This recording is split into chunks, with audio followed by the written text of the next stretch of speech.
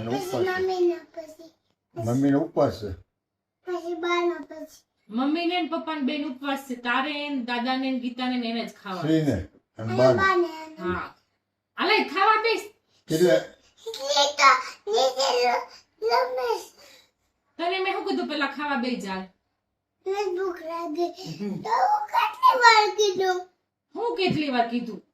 ને ભૂખ લાગી તો હવે ભૂખ લાગી હોય ને મારા દીકરાના. ના ને ભૂખ લાગી દાદા શું કરે છે એમના? છે કે છે તને આવડે છે તું શેકતો એમાં કેમ એમાં તાપ લાગે જાય. તાપ લાગે તાપ લાગે બળી જવાય. હે એક વાર હું મૂકું ના નો મેળે. નો મેળે. સોટ આવે એમ બાપા. શું થાય? છોટા હા મમ્મી કેમ મેં કેમ મૂકું હું મૂક્યું બકાઈ મૂકી.